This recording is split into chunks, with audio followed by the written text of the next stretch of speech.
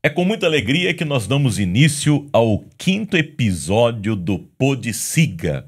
Podendo, nos siga, e aqui eu faço um apelo para você. Por favor, nos siga lá no nosso canal do YouTube. Nós estamos muito felizes com vocês, porque nós estamos percebendo que a quantidade de pessoas participando, comentando e assistindo está aumentando cada vez mais. Mas nós pedimos que você siga o nosso canal para que haja mais engajamento e assim a gente possa cada vez mais divulgar esses encontros, essas entrevistas e esses conteúdos de altíssima qualidade. E se você não viu o nosso episódio anterior, pastor César Moisés, um especialista em pentecostalismo e hermenêutica pentecostal, trouxe um momento maravilhoso. E hoje não será diferente, porque eu estou com uma pessoa muito especial, muito querida, nesta feita uma mulher especialista em Israel antigo e moderno, já pisou na Terra Santa muitas vezes, tem estudado a língua original, é professora, é escritora, é pregadora, é guia lá em Israel. E nós vamos então receber a Sara Regina. Seja muito bem-vinda, minha querida irmã. Obrigado pelo aceite para estar conosco neste dia. Obrigada, pastor Ivan. É uma alegria, o pastor sabe, tanto pela amizade, mas é o prazer, a alegria e o dever também de falarmos, né, de Israel. Então, obrigada sinceramente pelo convite. Eu deixo também o meu abraço ao nosso amigo pastor e professor, uma sumidade, pastor César Moisés. É verdade. Deus abençoe os amigos aqui do Pod Siga. Isso, Pod Siga. E nós temos um slogan: podendo, nos siga, né? Vamos lá, nós estamos num momento bastante complexo, né? Ontem ainda nós ouvimos uma notícia muito alarmante, né, do Irã atacando Israel. E eu quero dizer que nós vamos entrar nesse tema. Eu gostaria muito que você comentasse esse tema, mas vamos dizer para que eles aguardem um pouquinho, tá? Um pouquinho só, porque nós vamos mergulhar nesse conflito aí dentro do Oriente Médio. Mas eu gostaria de entender, até importante para aqueles Sim. que estão nos vendo, assistindo, como a Sara entrou dentro deste cenário sobre Israel, o hebraico. Você conhece muito de hebraico, nos deu aula já, essa cultura do antigo, do moderno, como tudo isso começou. Bem, pastor, eu sempre gosto de começar qualquer tema, qualquer palestra, qualquer pregação, qualquer estudo, qualquer pensamento, qualquer coisa, pelo texto das Sagradas Escrituras. Amém. Então, eu vou lhe dizer assim que todo o início na minha vida é fundamentado na palavra. Não Amém. me escolhestes vós a mim, são palavras do Senhor Jesus, mas eu vos escolhi a vós, vos nomeei para que vades e deis fruto. Eu acho que essa é a realidade da minha vida. Amém. Então, pastor, eu entendo que as nossas estratégias humanas, elas são sempre insuficientes para os grandes propósitos de Deus. E eu acho que o Senhor, ele amplia a obra missionária de várias formas. E eu me sinto dentro de um dever, de um chamado missionário com relação a Israel, por vários motivos. Bem, há alguns anos atrás, ano 2011, 2012, eu tive o desejo de estudar um dos idiomas da Bíblia Sagrada. Mas qual era o meu contexto? Mãe, né? Eu sou casada há 27 anos. Essa é a minha apresentação formal, pastor, em quaisquer lugares, igrejas, grande, Até pequena. Nós podemos colocar aqui na Qualquer tela lugar que eu vá, um pouquinho do teu histórico. eu digo assim, eu sou casada há 27 anos, eu sou mãe de 3 filhos e eu digo que eu e minha casa servimos ao Senhor. Amém, glória a Deus. E já nessa ocasião eu ainda educando 3 filhos, e para quem entende a realidade, né, do esforço que se faz para a educação de 3 filhos, e foi uma decisão minha e do esposo, abrimos mão de muitas coisas, mas colocamos como objetivo de vida formar 3 filhos, né? E tem dado certo, graças a Deus. Mas o fato é que eu não tinha como investir em mim. Sim. Eu só podia investir nos filhos. Então eu fui fazendo o que dava no momento em que dava, que era possível. Então, eu fui assim, agora eu vou estudar isso. Eu procurava coisas para estudar, porque tomei a decisão de pessoalmente crescer. Eu tive a seguinte decisão na minha vida: estudar a palavra ou estudar a Bíblia não pode ser para eu falar para os outros. Eu queria crescer pessoalmente. A Sara, eu queria adquirir conhecimento. Era uma sede pessoal. Se eu teria oportunidade de falar, de ensinar, ministrar ou não, isso seria um outro nível. Eu queria crescer. Então eu procurei, foi até muito interessante, porque um amigo meu e do meu esposo, um grande músico que hoje mora fora do país, eu disse a ele, eu vou estudar o grego. Ele olhou para mim e disse, Sara, você merece estudar o hebraico. Olha só. E ele me indicou uma professora, ele disse, eu vou te indicar o nome da minha professora. E quando eu ligo para esta querida senhora, dona Vangelina, muita gente conhece ela aqui em Curitiba, ela me diz assim, Sara, eu preciso de 4 pessoas para formar uma turma, eu tenho 3 pessoas esperando, você é a 4ª que me liga. Só. Então assim, eu comecei de uma forma extremamente modesta, muito simples. Eu frequentava as escolas bíblicas de obreiros e o ano 2012 foi profundamente marcante na nossa escola bíblica de obreiros, na IEAD, sede, porque nós tivemos grandes mestres ensinando e um deles, pastor José Satírio, que pronto, só falei o nome dele e já contei a história.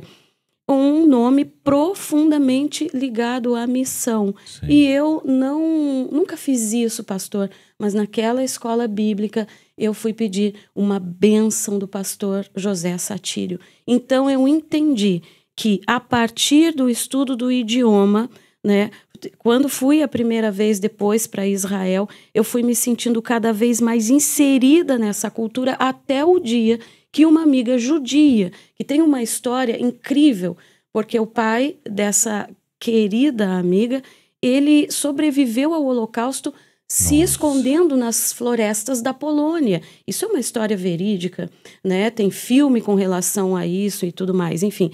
E ele, então, foi para Israel quando viu a luta que o povo enfrenta, porque os refugiados, para quem não sabe, as pessoas que foram levadas para Israel, os que foram resgatados, os sobreviventes do Holocausto, como estávamos ainda em época do mandato britânico, os navios eram mandados embora, gente. Aquele povo ia para onde? Então aquele povo teve que pegar em armas. Depois de serem salvos aí do Holocausto, ainda tiveram que pegar em armas para defender a própria vida. E houve uma guerra, infelizmente, também entre famílias. A defesa da terra para o povo de Israel, uma questão de vida e morte. Isso ainda antes da formação do Estado de Israel, período do mandato britânico. O navio que ficou mais famoso, mais conhecido até hoje, e é o navio que inspirou a construção do Yad Vashem, né, o Museu do Holocausto lá em Israel, que o pastor, em Jerusalém, que o pastor também conheceu, ele tem o formato de um navio. Uau. Porque lembra essa história. As pessoas chegavam, os refugiados chegavam e, época do mandato britânico, eram mandados embora. E se não fosse pela presença de jornalistas para expor essa realidade para o mundo inteiro, meu Deus, a tragédia teria sido muito maior. O pai desta querida amiga estava no Êxodos, então ele fez parte da história, já é falecido, claro, então ele embarcou, ele estava no Êxodos. Vendo aquele cenário todo de caos, ele tomou a decisão. Veio para o Brasil, foi quando judeus foram para diversas partes do mundo. Sim. E esta amiga querida tem o conhecimento de Jesus como o Messias. E por volta ali desses anos 2011, 2012, ela fez uma viagem a Israel. E nessa viagem ela foi batizada com o Espírito Santo de Deus. E ela volta me fazendo um pedido, pastor. Sara, pregue Romanos 11. E então eu entendi, pastor, que eu estava dentro de um chamado missionário por essa nação, por esse povo, que depois não ficou só nesse povo. Fui entender o contexto do Oriente Médio melhor. Isso. Porque eu acho que o Senhor me conduziu a isso. E vem ampliando agora essa visão. Indo para 12 anos que você tem estudado. Mais ou menos. Mais ou menos isso, né? E para quem conhece o idioma, né?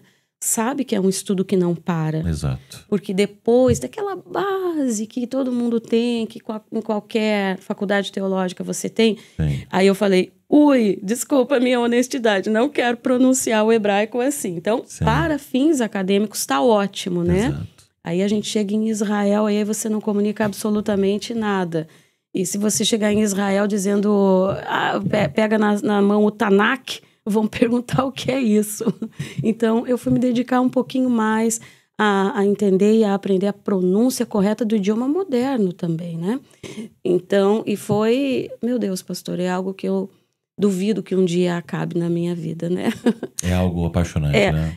Eu digo assim, Rak Talmidah, só uma aluna, porque aluno a gente é para o resto da vida. Sim. Essa é a minha intenção. Sim. Essa é a minha intenção. Mas vamos lá, quantas vezes você já pisou na Terra Santa? Pastor, em função da pandemia, Sim. que teriam de, né, deveria ter sido muito mais. Estive em 2018 e depois conduzindo uma caravana no ano 2023. Então, a pandemia impediu muita coisa, né? Assim que abriu, e foi uma coisa assim... a minha vida, ela é definitivamente conduzida pelo Espírito Santo de Amém. Deus. Até porque esse é um desejo meu. Até porque eu não abro mão disso. Não só a minha, claro, a minha vida e do meu esposo e dos meus filhos, pelo menos assim eu ensino. Tive muitas outras oportunidades, mas eu fui no tempo certo e na hora certa. No ano passado, quando estruturávamos a nossa viagem para Israel, agora já como líder espiritual de um grupo só de mulheres, e é muito bom, porque a gente consegue formar um grupo muito coeso, e era um grupo de estudos. Nós elaboramos todo um roteiro que facilitasse aquilo que eu estava ensinando também, porque eu trabalho o Pentateuco com esse grupo de estudos, um grupo simplesmente maravilhoso, eu chamo de o Dream Team, porque um grupo muito bom. Enfim, o Senhor falou comigo que a gente devia apressar aquela viagem, porque ia ficar cada vez mais difícil as idas para Israel. Uau. Então, nós fomos em janeiro, fevereiro, março, abril, maio. Sempre espero passar o mês de abril, porque é Pessah. Então, nós temos gente do mundo inteiro em Israel, né? Continua, quando você lê na Bíblia Sagrada que era festa e tinha gente de todos os lugares, permanece a mesma dinâmica.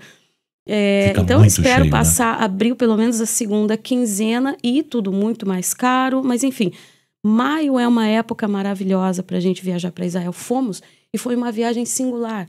E eu vi, aprendi, pastor, e tive discernimento de muitas coisas ali. E uma das coisas que me chamou a atenção foi a nossa entrada por Eilat, né? Fizemos o Egito, e numa outra oportunidade, quando pudermos falar de outros países, Turquia, Grécia, Sim. que eu fui recentemente, e das 7 igrejas da Ásia, e de um roteiro simplesmente singular, os caminhos de Paulo de forma completa. Lá ainda no Egito, o Espírito Santo de Deus me disse claramente: eu quero que você olhe para frente. Entendi o que Deus estava falando. Ok. Mas, entrando por Eilat, eu falei, uau, que facilidade, que tranquilidade para entrar por aqui. E descobri, né, que 3 dias depois que nós passamos por ali, 3 oficiais foram mortos na fronteira. Já era um ataque terrorista. Nossa. Isso em maio de 2023. E nós tivemos facilidades, inclusive para ir a alguns lugares que hoje é impossível. Nós estivemos, pastor, isso foi um presente de Deus, no Monte Gerizim. Eu sei que o povo fala Gerizim, mas é Gerizim no hebraico, Gerizim. não tem esse som de G. Tem no hebraico moderno uma forma de compensar isso daí, né? Fizeram lá uma adaptação. Estivemos no Monte Gerizim. E no Monte Gerizim, Monte Ebal, Monte Gerizim, uau, o que tem ali embaixo? A antiga Shrem, a Siquém. No Novo Testamento, a Sicar da Samaritana, onde Jesus encontrou a Samaritana. Sim. Passei pela Vila dos Samaritanos, estive no coração de Samaria. E prestem atenção, meus amigos, que já naquela ocasião, o nosso motorista árabe, porque as pessoas precisam entender o seguinte: o árabe de bem está de bem e em paz dentro do Estado de Israel, o árabe israelense, né? Você pode ser um cristão israelense, um árabe israelense, um judeu israelense. Ser um israelense é a questão da cidadania. Isso.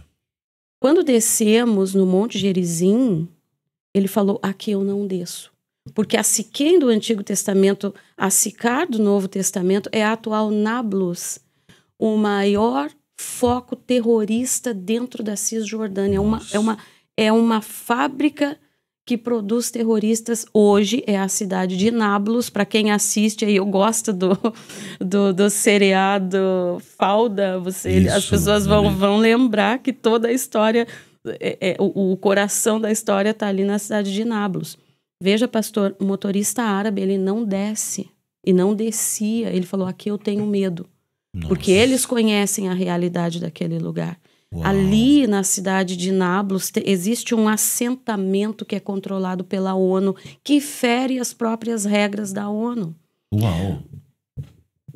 São as informações, fatos, que a imensa maioria esmagadora do mundo não conhece e ataca Israel sem o menor conhecimento da realidade. Ou seja, a ONU tem uma regra e ela mesma descumpre a regra. Exatamente. Por quê? Porque um assentamento de refugiados não pode existir por mais de 10 anos. Sabe há quanto tempo essas pessoas estão lá? Desde logo na sequência da Guerra da Independência do Estado de Israel. Como se formou esse assentamento ali na cidade de Nablus? Na atual Nablus, né? Então, quando o Estado de Israel foi formado, né, a ONU deu com o famoso voto de Minerva de Oswaldo Aranha, pronto. Então, Israel ofereceu, bom, quem já está na terra, continue na terra. O que nós vamos oferecer? Emprego, trabalho, boas condições de vida, nada muda. Mas parte da população não aceitou o que Israel ofereceu. Então, o que disseram?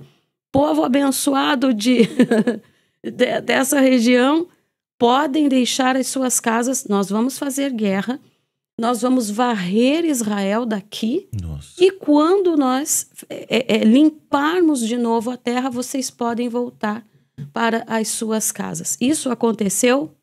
Não. Israel ganhou a guerra, e Israel manteve paz com quem queria ter a paz. E agora? Porque, sabe a história da Palestina que carrega uma chavinha? Então, agora, para onde esse povo que saiu, que foi orientado pelas suas lideranças, né, a saírem, para onde eles vão voltar? Criou-se um assentamento. Então, eles recebem da ONU para viver ali. E quem sai desse assentamento perde o status de refugiado. Então, o pastor imagina, há décadas, a população crescendo e aumentando sem poder sair dali. Eu lembro, eu tirei uma foto e eu fico feliz por ter podido tirar essa foto. Sim. Desde o Monte Gerizim, que fica no alto, né, ali da cidade de Nablus. A gente só pode observar por cima. É um centro histórico e cultural incrível, mas a gente não pode botar o pé na cidade de Nablus. E hoje, a visita ao Gerizim seria praticamente impossível estar na Cisjordânia. Nós estivemos em Belém, nós estivemos em lugares que hoje é impossível visitar. Belém, inclusive, há pouco tempo, por um míssil lançado desde o Hezbollah, do Iêmen, não lembro, também a Nazaré. Acho que Nazaré. Estivemos na cidade de Nazaré e nesses ataques de Hezbollah, infelizmente, a população drusa tem sido atingida. Uau. As crianças drusas morreram no norte de Israel, norte da Galileia. Outro lugar onde eu estive ano passado, nas colinas do Golã, um lugar histórico que entrou para a história na Guerra dos 6 Dias, também hoje não dá para visitar. E o que está acontecendo hoje, pastor, nunca aconteceu antes na história de Israel. Porque, tecnicamente falando, Israel não diminuiu os limites, a fronteira política, mas toda a população do norte está no sul, refugiada. Entendi. Em diversos hotéis. Então, tecnicamente falando, Israel encolheu. Entende como? Entendi. Isso nunca aconteceu desde a Guerra da Independência. O que está acontecendo hoje em Israel é um momento único. E definitivamente vai mudar as condições e a configuração do Oriente Médio. Entendi. Isso sem dúvida nenhuma. Vamos lá, enquanto você toma uma aguinha, nós ficamos assim, o mundo ficou estarrecido com essa informação que chegou até nós, né, por meio dos meios de comunicação, que o Irã, né, desferiu, né, um ataque muito forte contra Israel. Eu gostaria que você tecesse um pouco, talvez você tenha algumas informações Certo. sobre o que aconteceu, talvez conhecidos, até para os nossos, né, os ouvintes aí, participantes, possam entender um pouquinho, né, do que aconteceu e quem sabe o porquê está acontecendo isso, né? Sim. Pessoal, é uma coisa muito importante entender o óbvio. Então não pensem que o Irã luta contra Israel. E qualquer historiador com bom senso e com compromisso com a verdade sabe disso. Se não tiver compromisso com a verdade, fique à vontade para mentir. Mas o Irã luta contra tudo e contra todos.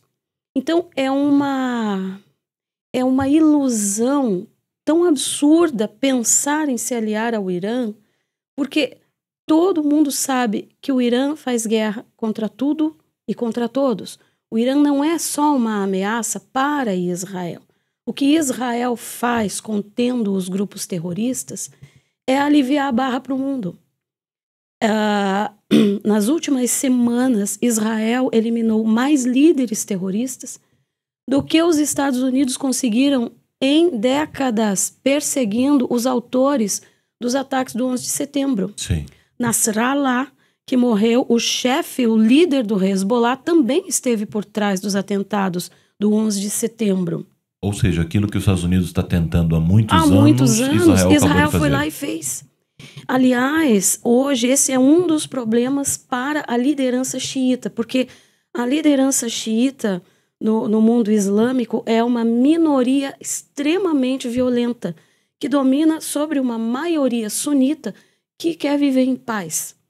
A liderança xiita hoje sabe, pelo que Israel fez há poucas semanas, com os ataques aos pagers e aos instrumentos de comunicação, eles deixaram claro, vocês são transparentes para nós. Né? Então, vamos à questão do Irã. Primeiro ponto, o Irã é um país que luta contra tudo e contra todos. Qual foi a importância, né, a relevância desse ataque desde o Irã? Porque o Irã sempre agiu contra Israel utilizando seus braços. Sim. Né? Então, por exemplo, o ISIS, o Estado Islâmico, tem os seus braços. Pasmem, na América Latina, Foz do Iguaçu, Venezuela. Isso é um fato. Sério? Chame o Mossad e tire suas dúvidas. Então, o Irã sempre agiu por meio dos seus braços. Mas o fato de ter, naquele primeiro ataque lançado, 300 mísseis de cruzeiro e drones contra Israel, deixou claro que agora o país entra em guerra contra Israel. Então, eles não se esconderam mais atrás de um braço terrorista. Entendi. Então, essa é a importância. Por que que quando as pessoas vão ouvir alguém falar a respeito, o Irã não só, que novidade, sempre fizeram oposição a Israel. Não, mas agora foi de solo iraniano. Essa é a grande... De forma declarada. O Irã e automaticamente dá também legalidade para que Israel também se defenda. Por isso que é importante dizer isso, porque gente, isso envolve também o entendimento da questão palestina. Porque meus amigos, que Israel tem direito de defesa, porque Israel é um país que se formou debaixo das leis internacionais, dentro da formação do Estado de Israel, naquela elaboração ainda com uma ONU que se formou também em defesa de Israel, em defesa de Israel não, como uma forma de oposição àquilo que acontece na Segunda Guerra Mundial, Holocausto, que todo bom israelense não chama de Holocausto, porque ninguém se ofereceu em Holocausto, mas de Shoah. Então, para o mundo ocidental, o Holocausto, para a realidade dos fatos, a Shoah, que é uma palavra que quer dizer aniquilação. Sim. É uma... Interessante essa definição. totalmente O diferente. holocausto você se oferece. O holocausto você se oferece. Sim. Então, o israelense não chama o holocausto de holocausto. Entendi. Para fins de estudos, né, é com o olhar ocidental o holocausto. Entendi. Mas dentro da história de Israel é a Shoah, aniquilação, uma tragédia, enfim. Ok. Então, desde a Shoah, formou-se a ONU e Israel, a proposta de Israel era: nós queremos ser uma nação dentro das leis, segundo os padrões de lei, das leis internacionais, como qualquer outra nação. Então, por exemplo, a questão palestina, já voltamos a falar do Irã. Até pouco tempo atrás, nessa decisão que eu preciso estudar ainda um pouco mais a respeito da ONU declarando assim, Palestina como nação, a Palestina nunca tinha sido uma nação. Sim. Legalmente falando, nunca foi uma nação. E, especialmente o cristão, precisa entender o que é a faixa de Gaza, porque nós estamos acusando o Israel de uma forma ilegítima. E, para mim, honestamente, isso compromete os princípios cristãos. As pessoas não sabem a situação da Cisjordânia, tão pouco que acontece. O Egito, pastor, não quis Gaza. Porque as células terroristas todas surgiram a partir do Egito com a Irmandade Muçulmana. Certo? Sabe qual é o líder que ainda hoje ele subiu da Irmandade Muçulmana? Erdogan, na Turquia. Então, Hamas, ISIS, todos eles se inspiraram nas células terroristas que nasceram no Egito. O Egito, gente, depois da Guerra dos 6 Dias, depois do acordo, agora Israel, por que Israel devolveu a faixa de Gaza e a península do Sinai? Porque tinha uma paz meia boca com o Egito, né? Sim. Não. A gente devolve, mas a gente quer paz, com tratados que vocês nunca mais vão poder ferir. Beleza, vamos devolver a terra. Aí Gaza, toma que o filho é teu. Sim. Foi isso. Tudo que Israel fez por Gaza foi deixar para os palestinos em Gaza uma infraestrutura necessária, suficiente para a sobrevivência. Quando Israel se retirou de Gaza, ano 2005, mais ou menos, né? Imediatamente o Hamas deu um golpe, expulsou de lá o Fatah, que depois foi lá para a Cisjordânia, expulsou o Fatah, guerra entre facção, deu um golpe e assumiu o controle da faixa de Gaza como a autoridade palestina. Então, a autoridade sobre aquele povo oprime aquele povo.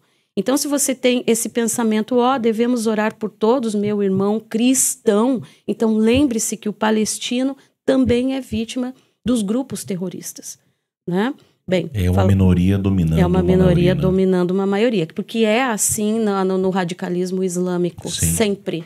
Sim. Uma minoria, mas por que a minoria domina? Bom, qualquer semelhança não é mera coincidência, porque é uma minoria extremamente violenta. Agora, a questão do Irã. Então, eles ofereceram esse ataque já há meses atrás com 300 mísseis. Dessa vez, mudaram, então, a estratégia. Eu dizia que o Irã luta contra tudo e contra todos, né? Agora, com 181 mísseis, o pessoal está falando em 400, 181 mísseis balísticos agora. Por que o balístico? Porque ele vai demorar uns 12 minutos, enquanto o míssil de cruzeiro demorou 1h30 para chegar em Israel. Muito mais rápido. E o drone também muito mais lento, demora também questão de horas. O míssil balístico, ele chega e tem essa trajetória mesmo, saiu do Irã, né? E a intenção, na verdade, do Irã com esse ataque a Israel era fazer de Israel uma espécie de Chernobyl. Porque, embora também Israel não admita o armamento nuclear, mas eles têm uma base chamada Dimona. Então, tem fontes internacionais aí que confirmam. Israel tem a arma nuclear. Ele queria implodir lá. A ideia era fazer de Israel um Chernobyl agora, nesse ataque, né? Mas Israel criou aí um cinturão de fogo no seu entorno. Sim. O que é o Hamas? O Hamas hoje não passa de uma guerrilha, né? Então, e esse ataque do Irã contra Israel foi para vingar a morte do Ismail Haniyeh, do Nasrallah, que o grande líder do Hezbollah, gente, que esteve também por trás de ataques terroristas terríveis. Então, meus irmãos, eu sei que a gente está falando de uma questão política, mas como que a gente pode, como que as pessoas, e até um cristão às vezes, tem a ousadia de dizer, vamos acabar com esse povo? Isso é maligno, é demoníaco. E se as pessoas, e se por acaso ocorre na mente de alguém, tá bom, vamos reduzir para um pensamento, pastor, que eu vou chamar até de ridículo. Colocaram Jesus na cruz, algo que emana até do nazismo, né? Daquele ser que se levantou, eu faço questão de dizer, do Partido Nacional Socialista, Hitler, né? Então é porque não entendeu o perdão da cruz. Pelo amor de Deus, né? A questão do perdão da cruz. Sabe como é que o judeu messiânico entende? E eu acho isso de uma estatura tão elevada. O caia sobre nós o seu sangue. O que o sangue de Jesus faz, pastor? Nos perdoa. Purifica. O sangue do Cordeiro nos purifica de todo o pecado. Então, deixa o Espírito Santo de Deus falar com você. O que estes países estão dizendo? Eles simplesmente, gente, não é uma questão de disputa de terra.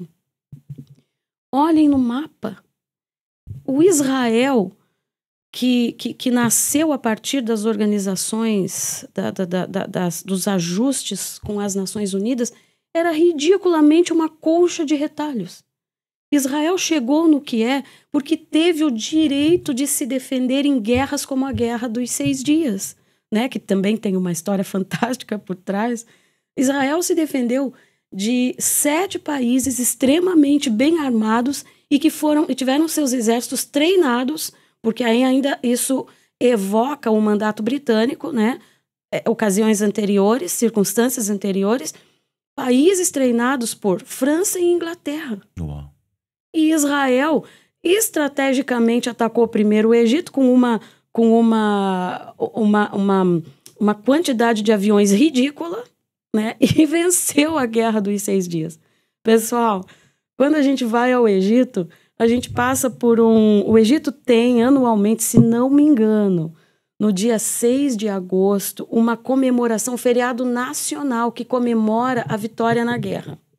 E aí você pergunta para qualquer pessoa, inclusive para o seu guia, né? Que vitória que vocês conquistaram? Eles olham assim. Porque só dentro do mundo árabe, para essas lideranças fracas, porque como que se entende uma liderança terrorista? Uma liderança fraca. Por que uma liderança fraca? Porque é uma liderança que não se importa de massacrar o seu povo em nome do seu objetivo. Sim. Então são líderes fracos. Líderes fortes tomam decisões como o Emirados Árabes tomou, como a Arábia Saudita está a ponto de tomar, já tomou a decisão, foram impedidos pela guerra. Enfim. E qual decisão que é importante dizer, né? Sim. Você estava até falando comigo aqui. E qual decisão que é? Acordos com Israel. Acordos com Israel. Acordos com Israel. Importante Mas para esse mundo árabe de liderança fraca, enfrentar Israel já é um troféu. Entendi. Depois eu fui entender isso. Ou seja, por ser uma nação tão poderosa. Tão poderosa, né? Então, assim, só um ataque, né? Ainda que Pronto, frustrado, gente, já é uma vitória. É motivo para um feriado nacional. Uau, no Egito. É incrível. E eles comemoram como se fosse uma vitória. Entendi. O país para. É o dia da vitória do Egito. Mas que vitória, minha gente! Israel ganhou a Guerra dos 6 Dias. Conquistou a Península do Sinai, reconquistou Gaza, né? Enfim, houve depois um acordo, já falei, foi devolvido, mediante um acordo de paz muito bem firmado, mas essa que é a verdade. Para esses países, enfrentar Israel já é uou! Bem, assim, pensando em Israel, ele está basicamente cercado por inimigos, basicamente, né? cercado, né? Líbano, Síria, e Líbano recentemente Jordânia, também atacou e tudo, sim, né? Aí a gente precisa entender outro ponto fundamental. Israel, pastor, eu vou tentar voltar a falar do Irã daqui a pouco, tem mecanismos de entender, de saber, de desvendar as redes sociais de qualquer país. Depois eu quero deixar um nome para vocês aqui, para seguirem esse jornalista. E por que um jornalista sem nenhum viés, sem nenhuma, como é que diz assim, concepção espiritual da história. Ok. Porque o bom crente Baseado tem que em fatos. ter, baseado em fatos, conhecimento da Bíblia Sagrada. Sim. Você tem que saber como você acredita no Apocalipse. O crente tem o dever de aprender, buscar, saber a esse respeito. Ah, mas é difícil, mas nós temos mestres para ensinar a palavra. Ótimo. Sai do povo da internet, vai buscar um mestre. Busque do seu pastor orientação, como a sua igreja crê no Apocalipse. Nós cremos que o Senhor vai nos arrebatar antes da grande tribulação. Amém. Outros creem na metade da grande tribulação. E outros querem sofrer até o fim. Querem sofrer até o fim, pode Ótimo, ficar, eu não vou isso estar aí, à aqui. vontade. Fica tranquilo, né? Mas o fato é que, até independente da sua corrente teológica, as pessoas estão espiritualizando e botando medo e terror nos fatos que estão acontecendo agora, dizendo, Sim. né? O Ezequiel 38, uau, pastor, no ano passado só deu a guerra de Gog, né? Que Gog e Magog, o cara vem da Rússia. Meu Deus do céu! Que salada! A ponto das pessoas realmente acharem que esse momento apocalíptico já chegou. Não chegou, minha gente. Então eu indico um nome para que as pessoas consigam ter fatos. Ótimo. E depois, o cristão fundamentado na palavra tira as suas conclusões. Não precisa ficar ouvindo os devaneios e as interpretações equivocadas de ninguém. Até porque tem muita publicidade, né? Tem muitos views, e views dá dinheiro, as pessoas falam e muita coisa, cursos. porque isso tudo gera dinheiro, né? Assim, a polêmica, assim, a catástrofe, né? Assim, o apocalipse, isso tudo, no fundo, tem interesses por trás disso. Totalmente. Né? De lucrar com isso, né? Totalmente. Bem, então nós falávamos ali de Jordânia, dos países que estão no entorno de Israel e tudo mais. O Egito tem um acordo de paz com Israel, né? Tá. Então, foi descoberto agora, nesses túneis todos, Gente, outra coisa importante de se saber para quem defende a causa palestina sem conhecimento. Porque a responsabilidade foi colocada 100% nos ombros de Israel. Mas saiba que se um palestino passar por aquele muro que fecha, né, a não ser os que passam ilegalmente, por aquele muro que divide o Egito de Gaza, leva bala, morre na hora.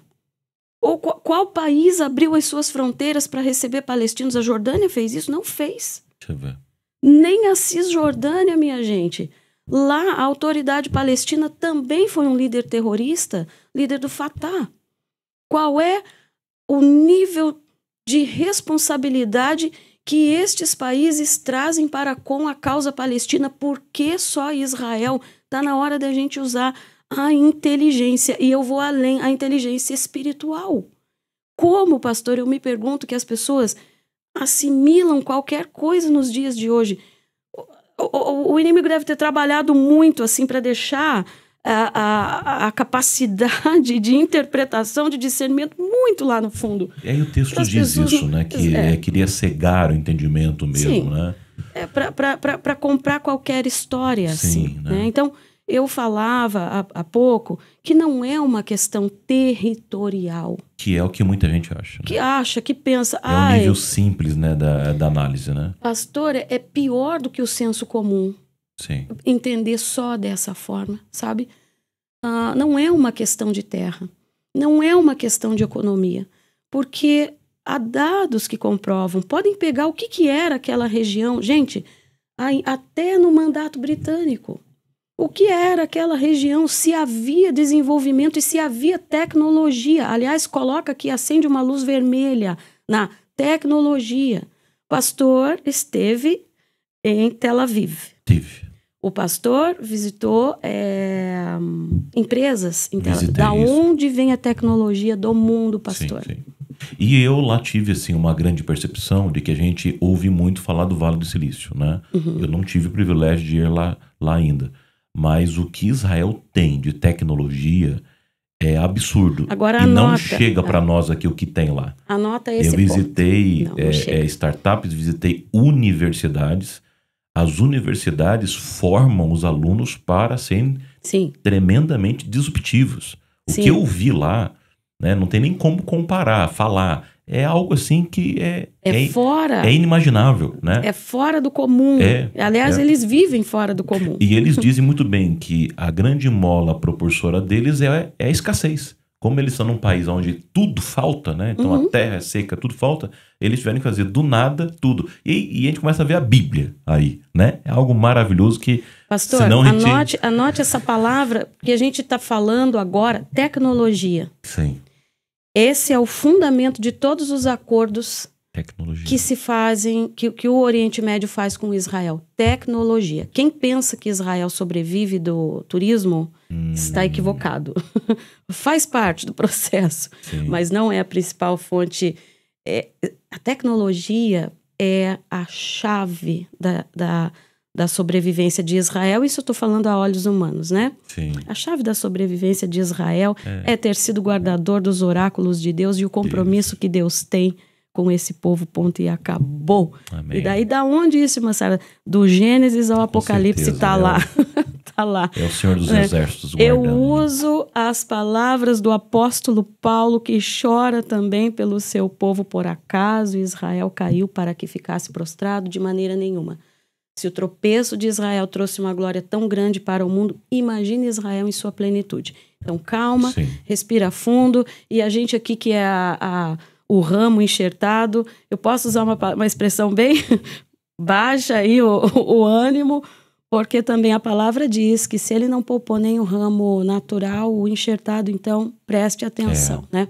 Mas enfim, eu dizia um pouco antes, falando do Irã, que Israel tem mecanismos para entender como pensa uma população. Uau. Israel consegue saber, a partir das redes sociais, né, como é que uma população pensa sobre um e sobre outro tema. E a respeito do Irã, Israel sabe, porque tem mecanismo para isso. Gente, tá, eu indico um filme aí, O Espião, é a história de Eli Cohen. Eli Cohen era ele foi recrutado pelo Mossad, e ele atuou na Guerra dos 6 Dias, e ele se infiltrou na Síria e foi galgando degraus até chegar ao Ministério da Defesa, pastor. Recentemente, uma história similar acontece no Irã. O Irã criou um mecanismo, uma polícia, vamos dizer assim, para combater espiões israelenses dentro do Irã. Quem era o líder? Um israelense. Descobriram que quem eles recrutaram era um israelense. Olha então, só. não subestime o Mossad. Bem, mas Israel tem como saber qual é a percepção de um país a respeito de Israel, independente da sua liderança. Tá? Entendi. E mais até do que o Brasil, o Irã, por volta de 85% da população iraniana é pró-Israel. Por quê? Por quê? Porque de 10 a 15% da população depende do regime iraniano, o resto não. Então, gente, o que o Irã faz com relação às mulheres, foi a maior discrepância. Na ONU, o Irã ter assumido uma cadeira... Sim. Que absurdo, meu Deus, em defesa dos direitos da mulher. Jesus, o que é isso, meu Deus? Senão uma perversão completa e total de valores. O que é isso? Meu Deus. Bom, nem vamos falar da ONU, né? Porque o chefe do Hamas, que estava no Líbano Hezbollah, Hamas na faixa de Gaza, ok? Fatah ali na Cisjordânia, mas o líder do Hamas que estava no Líbano era um professor da ONU. Bom, né? Bem, temos muitos comentários, muitos bochichos de que a dona ONU, totalmente. Ela tem jogado dos dois lados, né? E tem sido até mesmo um braço, né? Notícia de hoje: o líder da ONU foi declarado, assim como o presidente da nossa nação, infelizmente, persona não grata em Israel. Está proibido de entrar em Israel, o líder da ONU. E para Israel chegar nesse ponto é porque tem muita informação, fatos, né? Fatos, né? Fatos, informações, tem documentos que comprovam o envolvimento da ONU. Mas, enfim, para falar do Irã nessa guerra, nesse momento agora. Então, ninguém sabe como Israel vai responder. Talvez... Dizem que ele vai ter uma resposta muito agressiva, né? Porque ele nunca deixa, né? A cultura israelense, e eu trabalhei com israelenses, né?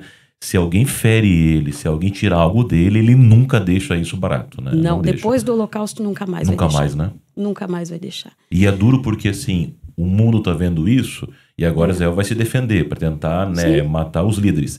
E, inevitavelmente, vai ter efeito colateral. Sem dúvida nenhuma. Vai ter civis que vão morrer, porque é guerra, é bomba. Então, assim... Pastor, viu o nível cirúrgico dos ataques de Israel? Sempre matando tentando... as lideranças. Sim. É de uma precisão absurda.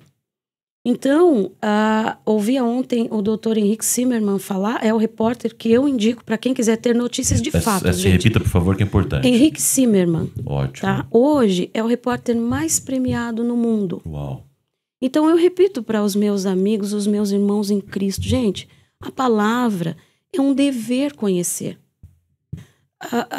As pessoas estão colocando dúvidas naquilo que nos foi ensinado, né? Lembrei agora do professor César, pastor César Moisés, com a nossa teologia pentecostal. As pessoas estão colocando em dúvidas porque estão ouvindo qualquer pessoa que traga uma visão mais espiritualizada dos fatos. Conheça a palavra. Lembra que há poucos meses atrás foi um uau no mundo inteiro, no mundo cristão, né? Com a questão da vaca vermelha que está lá em Israel. Ih, meu Deus, acabou o mundo. As pessoas nem sabem o que é isso. No que esse ritual implica. Minha gente, qualquer ritual para nós acabou em Jesus. Sim. Essa interpretação da profecia da vaca vermelha emana desde o Talmud. Você segue o Talmud, né? Você segue a palavra do Senhor, a Bíblia Sagrada, ainda que, né, dela faça parte o Tanar, ou, glória a Deus, a Bíblia hebraica, certo? Mas se você acredita que a vaca vermelha... Então é porque você acredita no lance da vaca vermelha, dessa profecia toda, então é porque você acredita que a igreja vai passar pela grande tribulação, né? Porque esse acordo, essa profecia foi interpretada, se não me engano, pelo Rambam, né? Rabi Moshe Ben Maimon, se não me engano, é que quem vai sacrificar lá naquele lugar, e sim, meus irmãos, para o templo ser reconstruído lá onde hoje é a esplanada das mesquitas, lá em Jerusalém, ali em cima, onde está a cúpula dourada, ali é o lugar das mulheres muçulmanas fazerem as suas orações, ali está a terceira maior mesquita, né, mais importante para o mundo islâmico, Al-Aqsa, está ali. Se a gente pensa que o terceiro templo vai ser construído com facilidade ali, lê do engano, tem que acontecer a Terceira Guerra Mundial. Uau. Agora, por meio de acordos, daí eu já não duvido.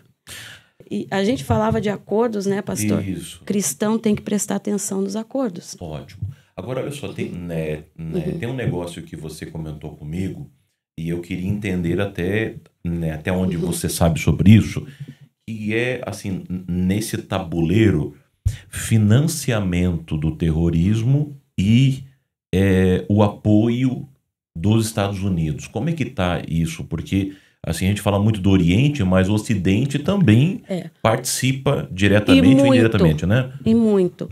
Bem, o Ocidente, desculpem a palavra que eu vou usar, mas assim meio... ao defender a causa palestina, não sabe que financiou, para quem manda dinheiro para lá, isso é muito fácil mandar, tá? Não sabe que financiou grupos terroristas. Ou sabe, né?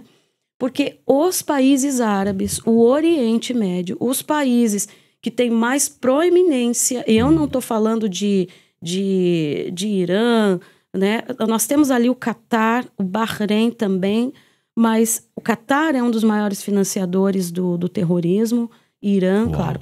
Mas esses países que todo mundo gosta de visitar, Emirados Árabes, Dubai, Arábia Saudita, que tem uma outra visão também, uma visão Arábia Saudita também alinhada com a Agenda 2030, para quem não sabe, né? Mas esses países que têm bom relacionamento com o Ocidente simplesmente cortaram o financiamento para o terrorismo. Por isso que essa propaganda tem que acontecer no Ocidente, essa propaganda de né? Dessa brandura toda. Errado, gente. É dinheiro para terrorismo que as pessoas estão financiando. Infelizmente, o Ocidente caiu nessa cilada, né?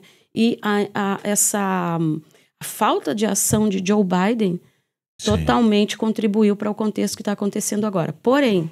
aquela saída dele deixando aviões, tanques, armamento pesado, aquilo é um erro histórico. Não, aquilo foi um ato extremamente inconsequente, né? Agora, a mensagem para o Irã está clara.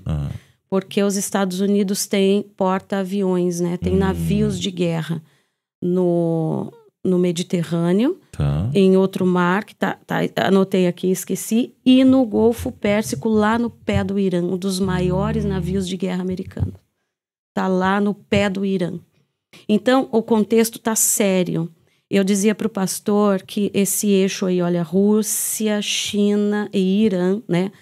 A China não se manifestou, mas a Rússia já está avisada. Já está avisada. O pastor perguntou, estamos aí à beira de uma terceira guerra mundial?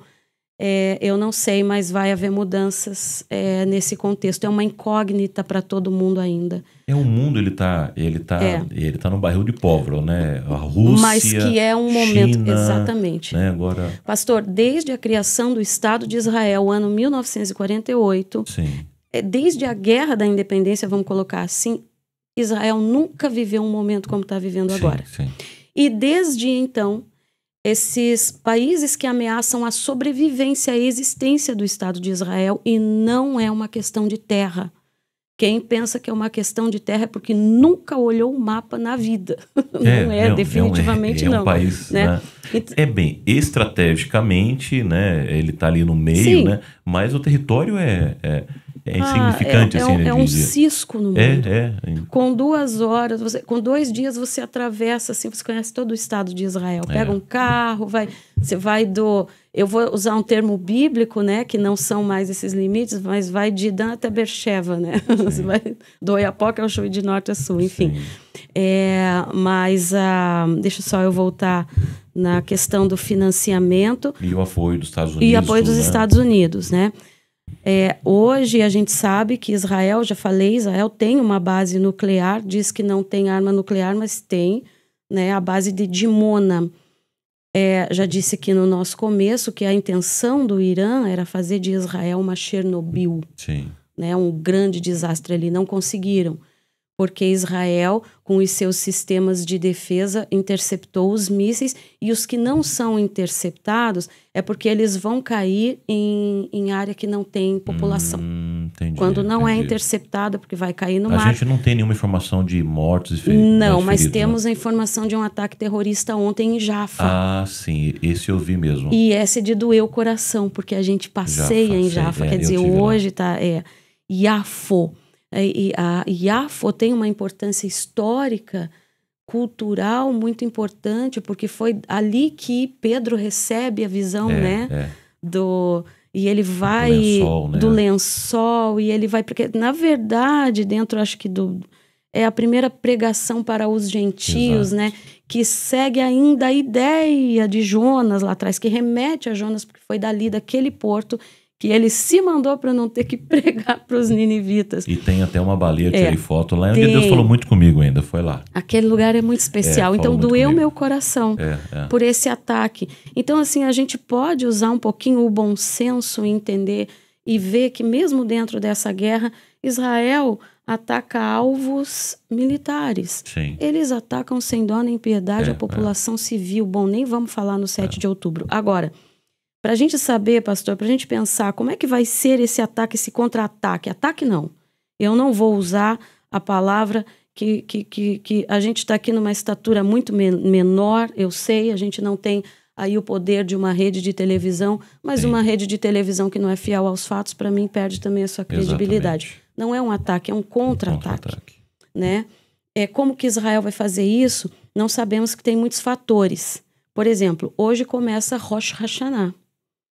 Né? Então, Rosh Hashanah Sameach, Shana Tová Umetuká, um feliz e doce ano novo. Começa hoje. Então, começa o ano novo judaico, Daqui a pouco momento tempo... muito estratégico. Muito estratégico. Daqui a pouco tempo tem eleição nos Estados Unidos, o contexto vai mudar, né?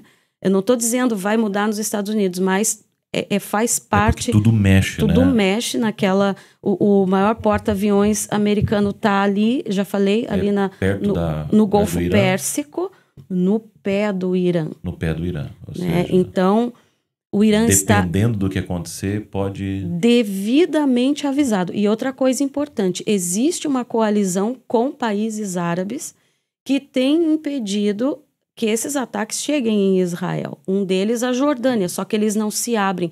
Tem países que ajudam a interceptar mísseis, mas eles não se declaram ainda. Porque toda essa questão dentro do mundo árabe é muito delicada. Toda a comunicação muito perigosa, né? Agora está tudo muito sensível, né? Então, assim, pastor, questão de acordos com Israel, e essa eu queria deixar como uma mensagem para o povo de Deus. Em vez de ficar para os nossos irmãos olhando para essa coisa espiritualizada, para uma interpretação equivocada, que qualquer pessoa vai na internet e pode dar, sabe aquela coisa, né? O pastor conhece tá vendo isso daqui? Ó, tá acontecendo isso, isso e isso. Sim. Então, assim, em vez de ficar ouvindo informação espiritualizada a partir de uma interpretação que a gente não sabe se é correta ou honesta dentro da palavra, vá aos fatos. Então, vamos pensar. O que é que possibilitou, nós agora falando a nível de Antigo Testamento, o retorno do povo de Israel para Judá? Foi um acordo. Foi a permissão que Ciro deu para Neemias. Está aqui, ó. Ele tinha carta, ele tinha um acordo, voltou. Sim. É o start lá das 70 semanas profetizadas pelo profeta Daniel. Então, ali começa, né, essa contagem do relógio profético, vamos dizer assim. A gente sabe qual vai ser o início do período chamado tribulação e grande tribulação. Um acordo que Israel vai fazer com o anticristo. Se a gente pegar a leitura de um judeu não messiânico, que aguarda o Messias, o seu Messias, né? A gente vai ter uma descrição perfeita do anticristo. Isso é incrível, né? Negando a Cristo e aguardando o anticristo deles. Porque vai estabelecer a paz. Porque vai estabelecer a paz nos moldes, né, que eles querem. Que eles querem, sim. Desde a guerra dos Macabeus tem um impacto muito grande na história de Israel, mais do que a gente pensa. E estudamos muito pouco a respeito porque faz parte dos apócrifos. O que você precisa, o básico que você precisa saber está ali, né? Então, é uma fonte histórica muito importante. Isso vai moldar todo o pensamento do povo judeu. Naquele período, toda a teologia, eu chamo do período do Segundo Templo, do final do Segundo Templo. Para quem não sabe, a história mundial vai ser contada de uma forma, a história de Israel vai ser contada de outra forma. Período do Primeiro Templo, período do Segundo Templo.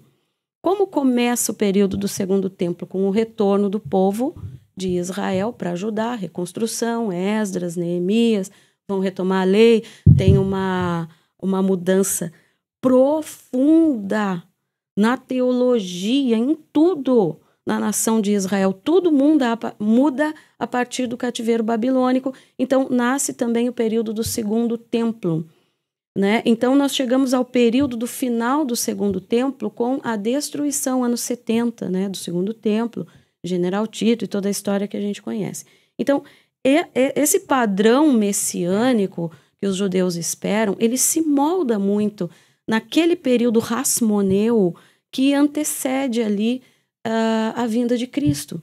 Nós estamos no mundo helênico, né, lá naquele período, mas a dinastia dos rasmoneus, aliás, quem deu a mãozinha para Roma e botou Roma lá dentro foram os judeus. Foi a dinastia dos rasmoneus. Então, isso é muito sério, né? Eles pediram uma ajuda, então, ajuda nós aqui. Roma botou o pé e nunca mais tirou. Exato. Aquele lugar passou a estar sob a proteção de Roma desde 63 a.C.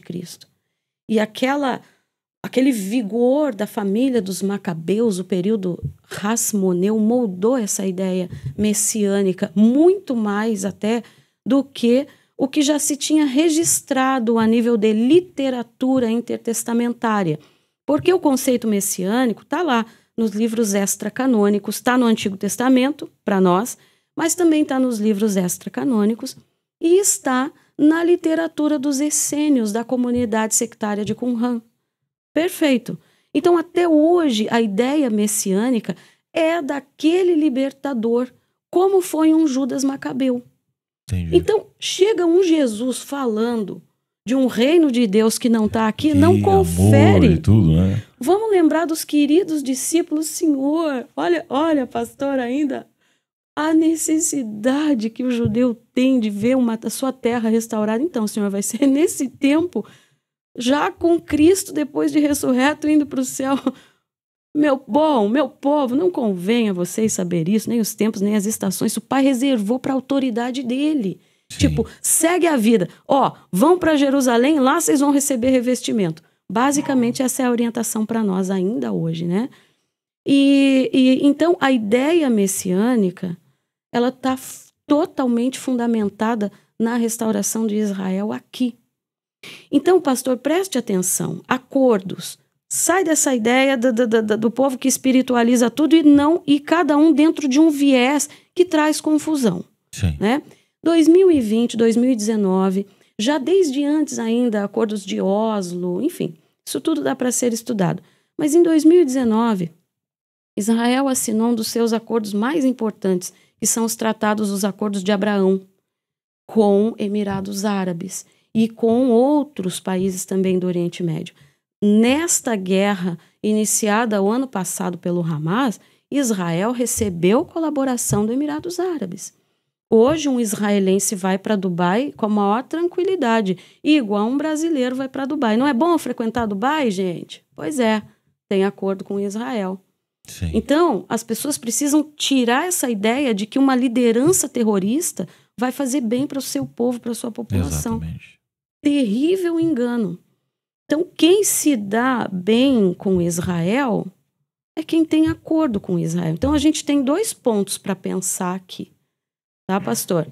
Na bênção que os acordos significam e no que estes acordos significam para o contexto bíblico.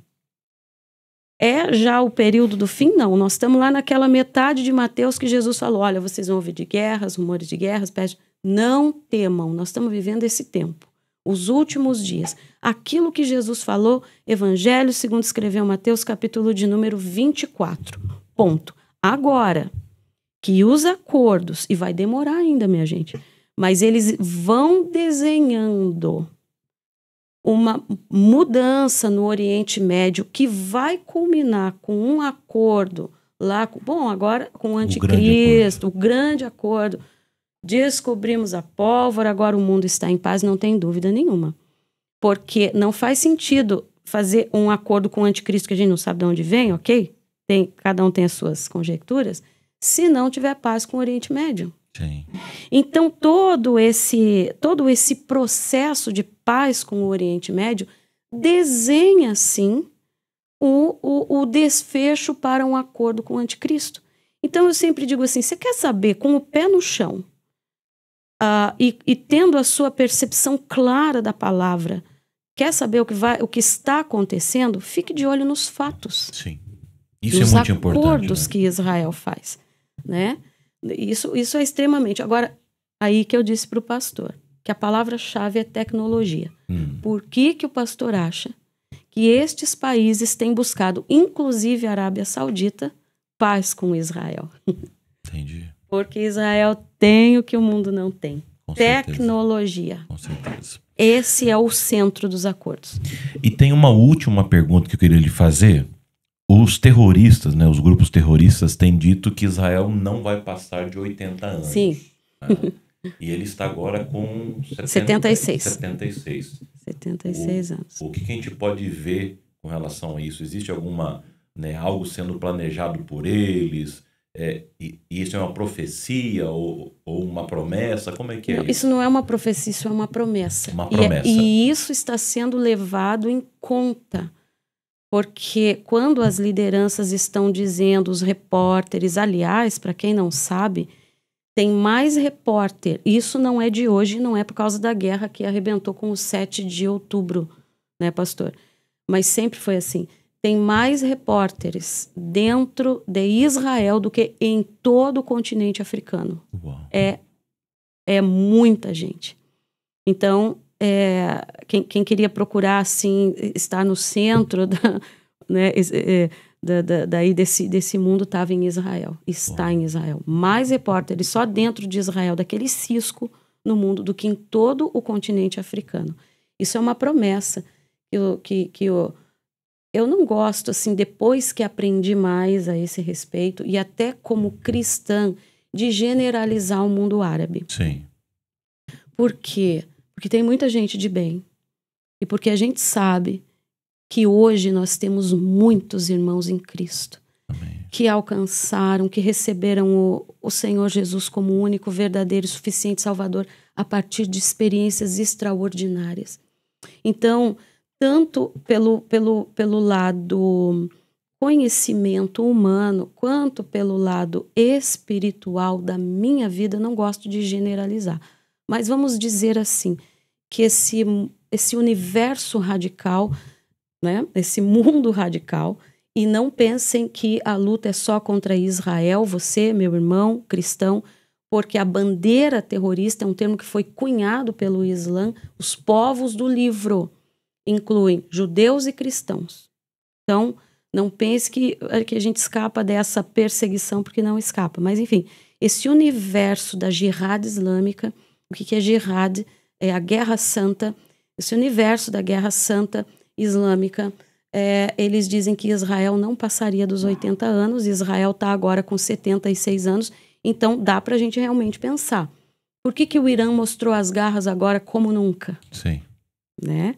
Então, assim, tem um contexto... Vão haver mudanças no Oriente Médio, sem dúvida nenhuma. Israel atacou a base de petróleo do Iêmen, por causa do grupo do Houthis, né? Que está ali no Iêmen. Então, tem essa possibilidade de Israel tocar no coração, que já é um país que não tem boa economia, devido a todo esse processo de terrorismo. Então, tem boa chance de eles atacarem, tirar do Irã, tocar no coração, na economia, na sobrevivência, nos seus poços de petróleo. Isso sim. Ou seja, tem muitos capítulos pela frente. Tem. Né? Agora, uma coisa que eu disse para o pastor, eles vão preservar ao máximo a população iraniana. Porque sabem, e o que eu estou falando é de fonte segura, que no mínimo 85% da população iraniana não quer mais o regime do Irã. Que é uma minoria xiita que domina sobre uma maioria sunita, mas é uma minoria extremamente violenta. Entendi. Né? Então, são muitas as implicações, meu pastor. Uau. Nossa, assim, graças a Deus está sendo gravado, né? Que a gente vai poder ouvir e voltar e ver e assistir quantas vezes nós quisermos, porque com certeza foi assim... um período muito rico, com muita informação. A gente quer que você volte para que nós possamos falar um pouquinho ali lá da Grécia, toda essa Turquia, caminhada de Paulo. Muito especial. E Turquia, também você vai falar um pouquinho de Turquia só com a gente.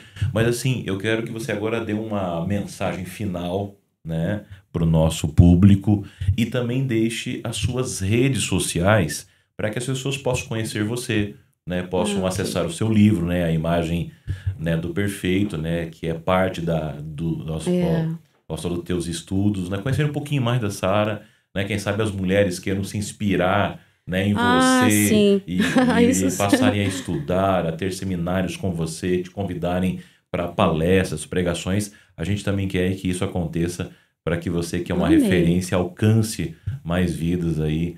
E vai ser uma bênção, né? I have a dream, pastor. Opa! Eu tenho um sonho Sim. de ver mulheres com condições de ir um pouco além do raso, né? Ótimo. Eu tive o pastor Ivan, o nosso querido pastor Carlos, vocês me deram 2 oportunidades muito especiais, que foi a de falar em escolas de pregadores, escola bíblica, né? E eu já tive em outras escolas bíblicas e ouvi o que não vou discordar não, né? Ah, mas a gente vai ouvir uma mulher sempre tem essa pende para ser emocional, às vezes uma coisa mais alegórica. Paciência, né? Mas é uma realidade. Mas então eu tenho um sonho, pastor.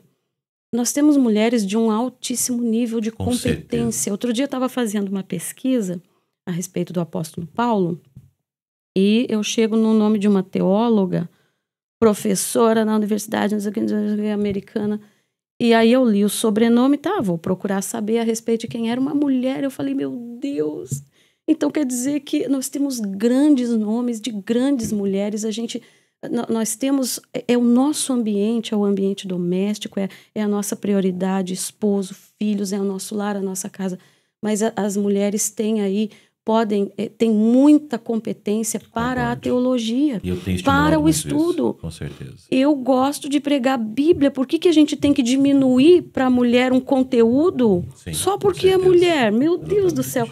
Por que as mulheres não podem ter Bíblia? Então, eu tenho um sonho de ver mulheres com competência, porque a gente tem que ter competência para ouvir também. Sim. Porque não é só competência para falar, é competência para ouvir. Esse era o meu objetivo quando, muito tempo atrás, eu comecei a sonhar com grupos de estudos de mulheres, né? Ótimo. Porque o pastor, como pregador, sabe o quanto é difícil a gente chegar num lugar com um conteúdo bíblico bom e as pessoas não terem condição de assimilar. Exatamente. Né? Então, a minha ideia dos estudos bíblicos era essa, ter mulheres com condições, competência, tanto de falar, quanto de ouvir uma boa mensagem bíblica, que possa nos livrar dos enganos, que possa nos levar a pregar e a ensinar e a formar filhos com princípios bíblicos, né? E não essa coisa só alegórica, só na esfera da emoção. Bem, esse era o meu grande sonho. Então eu diria assim, eu sempre agradeço a Deus a oportunidade de aprender a palavra do Senhor. E eu comecei, uma Bíblia e o Espírito Santo de Deus, né, pastor? Mas eu diria assim, a imensa maioria das mulheres, nós somos formadoras de opinião. Sim, com certeza. Né? Então, começando pelos lares, né? Perdemos, exatamente, para além, né? Perdemos muitos filhos. Sim. Muitos filhos, pastor. Isso é uma dor muito grande.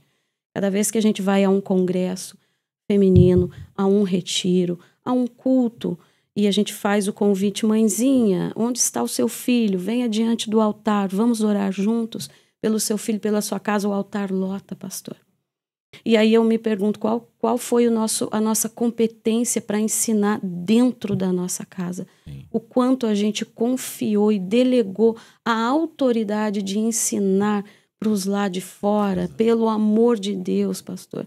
Então, assim, sempre foi a minha maior preocupação. Eu queria ensinar a Bíblia para os meus filhos.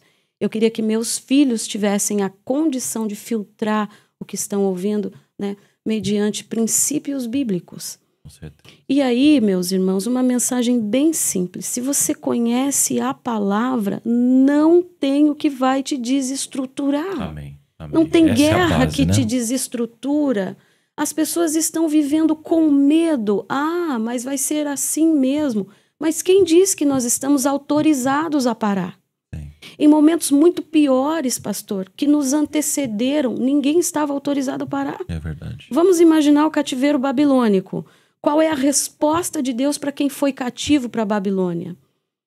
Construam casas, plantem jardins, pomares, vivam, comam, deem seus filhos em casamento. Quer dizer, vivam, a vida não parou, ainda tem muitas águas para rolar. Amém. Essa máxima permanece, né? Então, assim, vai para a Bíblia Sagrada. Na pandemia, o que foi de profeta, hoje o mundo vai cair, hoje o mundo vai desabar. Gente, Passou e estamos. A palavra diz que nós não recebemos espírito de medo. O que é isso? Não estou dizendo, vai enfrentar a vida, uou, não é isso. Mas a palavra te deixa com o pé no chão. Amém. Te dá estrutura. Quando eu fiz agora os caminhos de Paulo, fiquei maravilhada, pastor. É um impacto entender aquilo. O que foi a pregação de Paulo naquela cidade de Éfeso, de Corinto? Chegando em Corinto, eu olhei para cá, olhei para lá, falei assim, entendi o problema de Paulo aqui. A Corinto, né, a Acrópole de Corinto, ficava no alto daquela montanha, de onde desciam as sacerdotisas prostitutas. Eu falei, meu Deus, entendi a luta do apóstolo Paulo. Gente, aquele homem enfrentou o que eu vou chamar de um inferno para deixar bases estruturadas. E sabe o que ele diz numa dessas cidades, em uma das que ele quase morreu, perdeu a esperança de viver? Pastor, eu vi o teatro de Éfeso, é gigante aquilo, meu Deus do céu. Ele chamou aquele povo para dizer assim, eu oro para que Deus dê a vocês espírito de sabedoria, Amém. Ilumine os olhos do coração. Sim. Para que vocês possam perceber qual é a vocação, o chamado de vocês. E esse que chamou vocês está muito acima de todo poder, principado, potestade, dominação. Amém. Isso é incrível. E aí nós temos pessoas assim, reféns do medo e dos acontecimentos, porque não se estruturaram na palavra milenar que está à nossa disposição. Então, vou deixar agora meu último recado. Quando Daniel teve as suas revelações apocalípticas, foi de uma intensidade, eu vou chamar de avassaladora, que o cara ficou doente. Já leu? Lá no final do capítulo 8. Fiquei por vários dias doente de cama. E aí, devido à intensidade do que ele viu, meus irmãos, ele viu a guerra final. E aí ele diz assim, mas eu tratei de me levantar e fui cuidar dos assuntos do rei. Amém. Então, entender o contexto de guerra que está acontecendo e o que está acontecendo no Oriente Médio, claro que não se faz isso da noite para o dia, mas é poder manter também a sua tranquilidade naquilo que está escrito. Amém. Irmãos, a igreja não vai estar aqui. Amém. Irmãos, não estamos no Apocalipse ainda, tem muitas águas para rolar. Agora, dever cristão, Israel precisa das suas orações, é um dever político, não, é um dever... É um dever de gratidão. Amém. Porque a palavra nos diz que eles são e foram os guardadores dos oráculos de Deus. E são. Se hoje nós temos salmos, é porque aquele povo correu risco de vida, mas guardou essa literatura. Preservou para nós, enfim. Orar pelos palestinos, eles estão debaixo de uma entidade demoníaca, maligna, terrível. O que é aquele grupo vivendo um submundo de violência que a gente não consegue nem falar? Mais ou menos como o que Paulo disse aos Efésios, né? Olha, as imoralidades que eles praticam dá vergonha até de falar. Uau. Paulo disse isso para os Efésios. E não é diferente nesse ambiente que vivem muitos palestinos, seja na Cisjordânia. Gente, imagina o que é ter que viver num campo de refugiado às custas de uma miséria e não poder sair de lá. Isso é uma escravidão. Exatamente. Porque um governo humano impôs isso para você e disse que você é isso. Então, o mundo está cativo, pastor. Então, não importa a nação, agora ore. Amém. Para que as revelações de Deus venham, para que pessoas sejam salvas, amém, para que estes ditadores sanguinários não bebam mais ainda do sangue das pessoas, porque eles simplesmente não se importam com o sangue humano, com a vida humana. E cristianismo está profundamente, é a religião do sangue, minha gente. Alguém verteu sangue por nós. Então, não levantem bandeira sem conhecer os fatos. Não façam isso. Agora, o dever cristão me leva para outro nível. Eu tenho meu compromisso com Israel, né? E eu sei o que vai acontecer com esses ditadores sanguinários. Já leu Isaías capítulo de número 24? É de arrepiar, minha gente. Então eu estou falando, Bíblia te dá confiança, esperança e põe o nosso pé no chão. Glória a Deus. Glória a Deus mesmo. Meu recado é, conheçam a Bíblia Sagrada. Amém. Amém. Qual o seu Instagram? Pastor, eu só tenho hoje o Instagram, porque eu não tenho muito tempo para redes sociais, né? É Sara Regina Cruz. Sara Regina Cruz, isso. Maravilha. eu basicamente divulgo os lugares onde eu vou ministrar. Abri um canal no YouTube, nunca coloquei nada lá. Mas porque é importante. Eu quero fazer isso, mas a correria tem sido grande. O tempo é uma coisa... Eu sou mãe, pastor.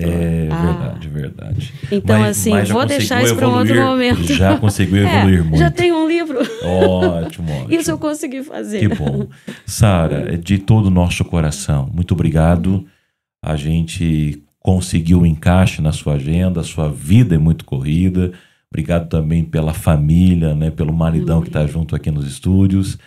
E que Deus continue te dando essa graça. Assim, é encantador como você tem uma mente que registra fatos, dados, datas, nomes. Por isso que eu digo que ele fez um instrumento para ele, né? É lindo assim, sabe? É maravilhoso mesmo, é encantador.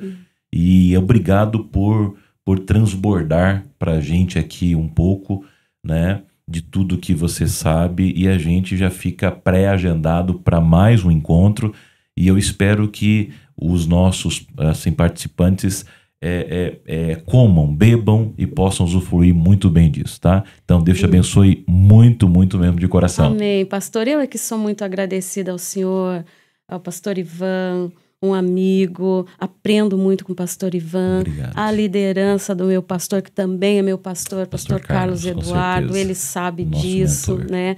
E eu também quero agradecer ao meu esposo que está aqui. Sim, porque é um companheiro de uma vida. Amém. É maravilhoso ver como o meu marido me apoia, e eu acho que, eu sempre digo, quero registrar isso aqui, ele é a pessoa com quem eu mais aprendo. Sim.